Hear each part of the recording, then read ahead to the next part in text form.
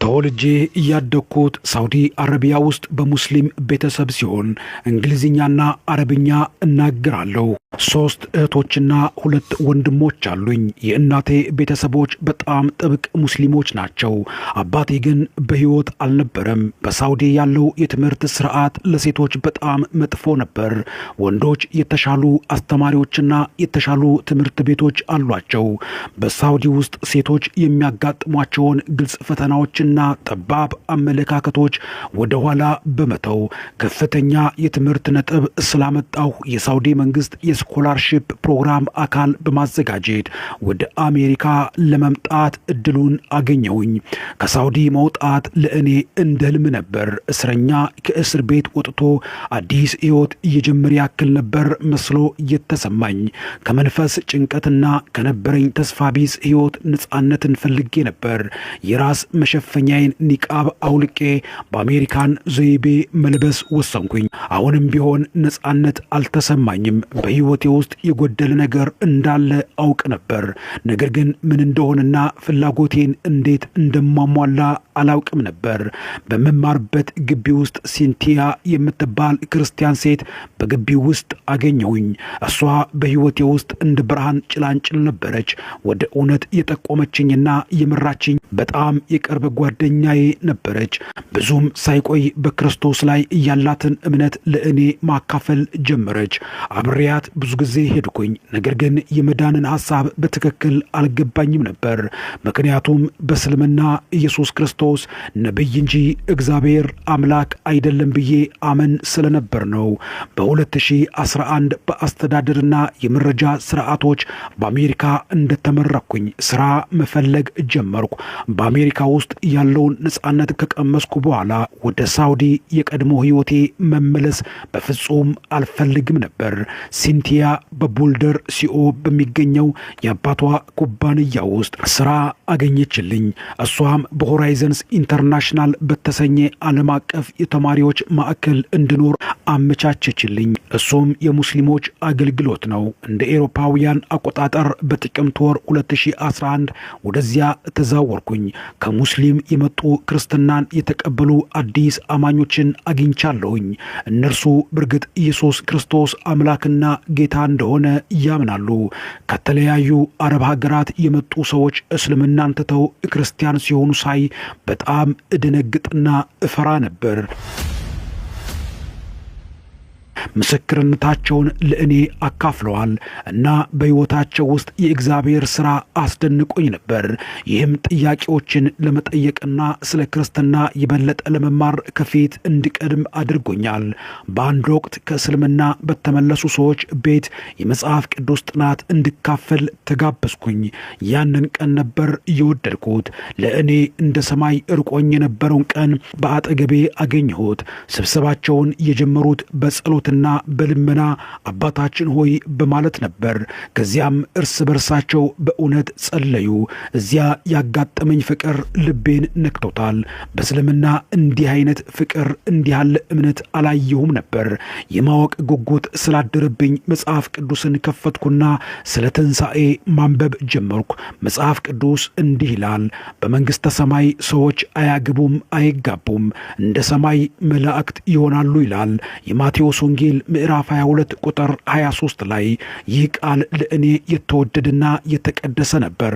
ከእስልምና የገነት ጽንሰ ሐሳብ ፈጽሞ የተለየም ቃል ነበር። በእስልምና ውስጥ ጀነት በመሰረቱ ለወንዶች ብቻ ነው።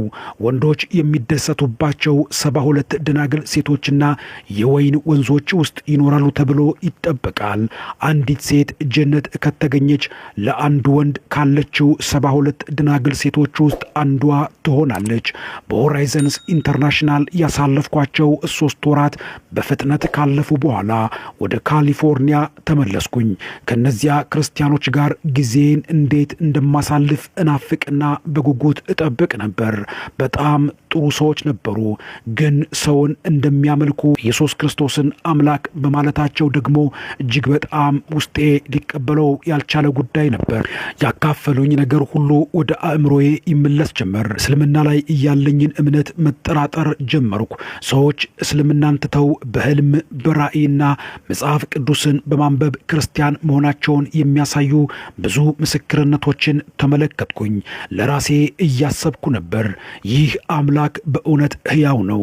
የማመልከው አምላክ ሩቅ ነው ግን አናግሮኝ አያውቅም። አላህ ይባላል፣ ግን ስለ እሱ ያለኝ በልጅነት መንፈስ ሳይሆን እኔ ባሪያ እሱ በልዕልና ያለ ጌታ እንደሆነ ነበር የማምነው የማስበው። እስልምናን ትቼ አንድና አንድ አምላክ የሆነውን አምላክ መፈለግ ጀመርኩኝ። ባዶና ዓላማ የለሽነት ተሰማኝ። ክርስቲያኖች ኢየሱስ ክርስቶስ ይወደናል፣ እሱ ስለ ኃጢአታችን ሞቷል እያሉ ይሰብኩና ያስተምሩኝ ነበር። ምን ማለት እንደሆነ አላውቅም ነበር እና ለምን ይወደኛል? ለምንስ ያፈቅረኛል? ለምንስ ደግሞ ስለኛ ኃጢአት እሱ ይሞታል?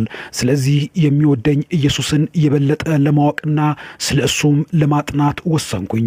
በየሳምንቱ ወደ አረብኛና እንግሊዝኛ አገልግሎት ወደሚሰጡ አብያተ ክርስቲያናት መሄድ ጀመርኩኝ። ኢየሱስ ማን እንደሆነና ስለ ራሱ የተናገረውን ለማየት መጽሐፍ ቅዱስን ማንበብ ጀመርኩ። እዚያም ኢየሱስ ክርስቶስ እንደ እኔ ሰው ነው፣ አምላክ አይደለም ወደሚል መደምደሚያ ነበር እየደረስኩት። ይሁን እንጂ ብዙም ሳይቆይ ከእስልምና እንደወጣው ስለ ክርስትና የበለጠ ለማወቅ መጽሐፍ ቅዱስን እያነበብኩ እንደሆነ ለጓደኛዬ ሲንቲያ ደወልኩላት። ከጓደኞቿ አንዱን አስተዋወቀችኝና ስለ መጽሐፍ ቅዱስ ጠየቁት። ለምን ኢየሱስ ክርስቶስን ታመልካላችሁ? ኢየሱስ ክርስቶስንስ አምላክ ለምንድን ነው የምትሉት? በማለት ጠየቁት። ኢየሱስ ልክ እንደ አንተና እንደ እኔ ሰው ነው። እሱ ነብይ ብቻ እንደሆነ ከነገርከኝ አሁን ክርስቲያን እሆናለሁ፣ ምክንያቱም የኢየሱስ ክርስቶስ ትምህርት ስለወደድኩት ነው አልኩት። እሱም ኢየሱስ አምላካዊ ባህሪና ሰብአዊ ባህሪ ያለው አምላክ ነው አለኝ። ኢየሱስ አምላክ ካልሆነ ክርስትናችን ምንም ፋይዳ የለውም። ማንም ሊያድነን ከመከራም ሊያወጣን አይችልም። ሁላችንም ኃጢአተኞች ነን።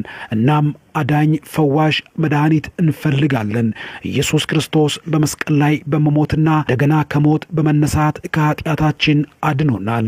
ኃጢአት በአንድ ሰው በአዳም በኩል ወደ ዓለም ገባ። ኃጢአት ወደ ሞት ይመራል። እናም ሞት በሰው ሁሉ ላይ ደረሰ። ሁሉም ኃጢአትን ሰርተዋልና ፍጹምና ቅዱስ አምላክ ክብሩም እያለ ማብራራቱን ሲቀጥል እንዲህ አልኩት፣ እሺ እግዚአብሔር ሊያድንህ ከፈለገ እኛንም እንደዚያው ያድነናል። ለምንድነው እግዚአብሔር ሕፃን የሆነው? ከዚያም ሰዎች እግዚአብሔርን በመስቀል ላይ ገድለዋል። ይህ ለእኔ ምንም ትርጉም የለው፣ ልቀበለውና ላምነው የማልችለው ጉዳይ ነው አልኩት። ከዚያም እሱ አንድ ምሳሌ ሰጠኝ። እንዲህ አለ፣ አንድ በጣም አስፈላጊ ወደሆነ ስብሰባ ለመሄድ አስበሽ ልጅሽ ጉድጓድ ውስጥ ሲወድቅ አየሽ። እሱን ልትረጁ ትፈልጊያለሽ አለኝ። እኔም በእርግጥ አዎ ብዬ መለስኩለት።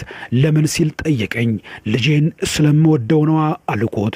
ቸኩለሻልና ሌላ ሰው እንዲረዳውና ረዳት ጠርተሽ ትሄጃለሽ አለኝ። አይ እኔ ራሴ እሄዳለሁ አልኩት። ኢየሱስ ክርስቶስ እያደረገው ይህንን ነው አለኝ።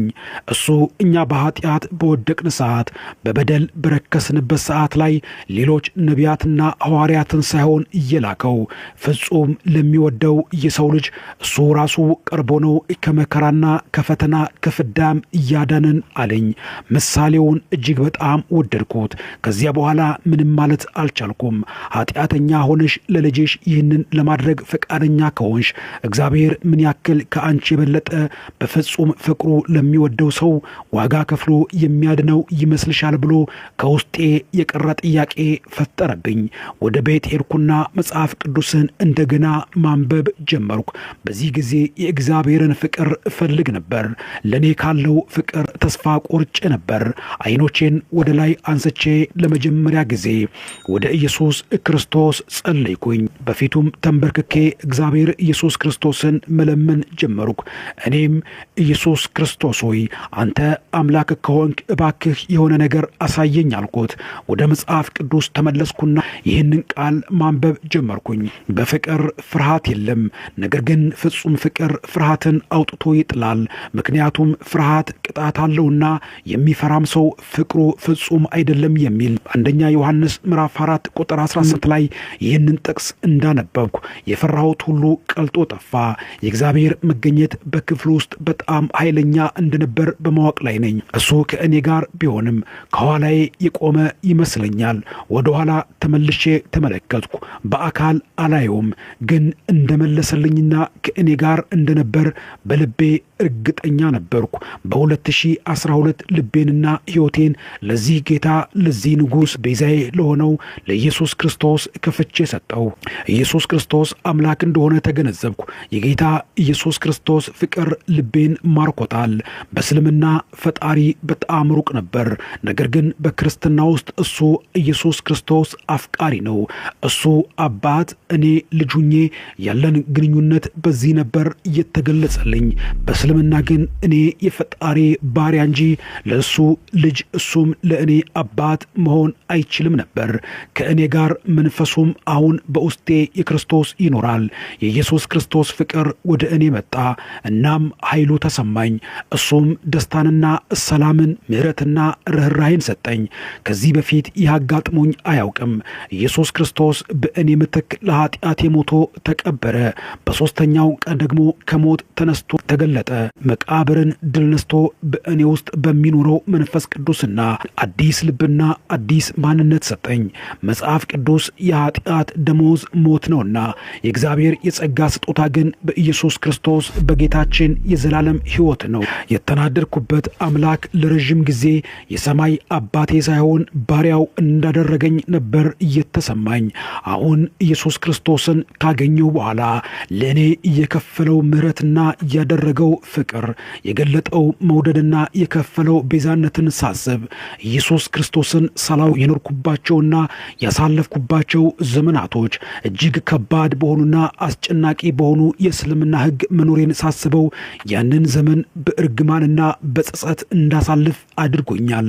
አሁን በምኖርበት በአሜሪካን ሆኜ ሳለሁ ወደ ሳውዲ ለመመለስና በዚያም ሕይወትን ለመቀጠል በፍጹም አላስብም። አሁን ከጨለማ ወደ ብርሃን የመጣውበት ከድቅድቅ ደግሞ ወደሚደነቅ ሕይወት የመጣውበትን መንገድ አግኝቻለሁ። እሱ የማርያም ልጅ ኢየሱስ ክርስቶስ ከእኔ ጋር ነው። አሁን አግኝቼ የማላቀውን ሰላምና ደስታ፣ ፍቅርና ርኅራኄን ከእሱ አግኝቻለሁ።